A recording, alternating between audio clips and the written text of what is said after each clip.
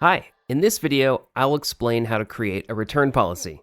You'll need one of these if you want to deviate from the standard return policy of 14 days. For example, if you want to sell your product in the US, Canada, Australia, or New Zealand, like most of the viewers of this video will, you need to set a return period of minimum 60 days. You can learn more about this in the video that's now linked in the top right-hand corner. However, there's another alternative whereby you don't set a return period at all in certain conditions. But more about that later on. Now let's get started. Go to Settings, and then Return Policy, and click on Create Return Policy. First, you need to enter a name. This is just for yourself so you don't lose track. Since your customers won't see the name, it doesn't really matter what you enter here. In this field, you can then select the products for which this return policy should apply. Once you've done that, you can choose the period for your return policy. 14 days is the normal setting, but you can also choose between 30, 60, 90, or even 180 days.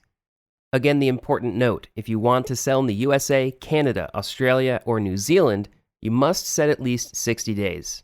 Please note, however, that if you select 30 days, what you are really selecting is 1 month as the return period, regardless of whether the month has 30, 20, or 31 days, so please don't be surprised by this later on. I mentioned at the beginning that you have the option of not setting a return period at all. However, this option must first be enabled by us, namely approved for each Digistore24 user before you can use it. In order for us to approve the option for you, you must meet a few conditions. First of all, you must have either generated 100 sales or $30,000 net through our platform. And secondly, you can only set the option of no revocation period for certain types of products, namely digital products, software, services, and seminars. Last but not least, it's important to note that this option is only available to private customers. If you meet these 3 conditions, send an email to consultants@digistore24.com and we'll take a closer look at your case.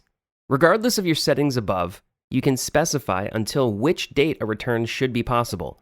We're not talking about the return period here, but rather a date that is set for all purchases up to which a return should be at least possible. And why do I say at least? Well, if the date you specify here is within the statutory revocation period of 14 days for a buyer, then of course the above return period will be taken into account, so the return period is extended anyway. In other words, you can't use this field to reduce the return period to fewer than 14 days. The reverse is also true. You can't extend the return period to more than 180 days either. As you can see here, you have to set a date that's before the expiration of these 180 days. Let's go a step further. If you want, you can also activate the reminder procedure here by selecting yes. If your customer misses a payment, a series of reminder emails will be sent. This setting here is particularly important. If you select no, the customer will always have to send an email to you or our support to return or cancel their product. This can be a lot of work.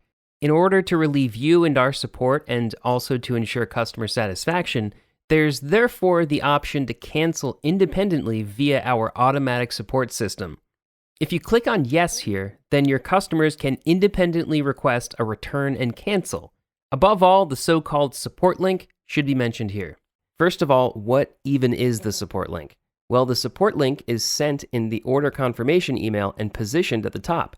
If your customer clicks on question about payment, they can cancel their subscription here and also, if within the return period, return their product and receive a refund. But there's also a second important support system, namely the possibility to cancel a subscription via the order confirmation page. If you've sold your product as a subscription, then your customers cannot normally cancel on the Digistore24 order confirmation page. They can only change their payment method, as you can see here. However, if you want them to be able to cancel their subscription here, then select yes. A cancellation link will then appear under the Change Payment Method button.